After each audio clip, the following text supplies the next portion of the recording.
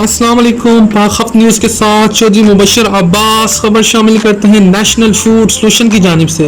National food solution के अख्ताम 19 सितंबर को एक ऑनलाइन सेमिनार का इनकाद किया गया, जिसमें कोरोना वायरस की वजह से फूड सर्विस इंडस्ट्री पर होने वाले मनफी असरात और इसके फैलाव से बचने के लिए एहतियाती तदाबीर अख्तियार करने की ज़रूरत पर जोर दिया गया।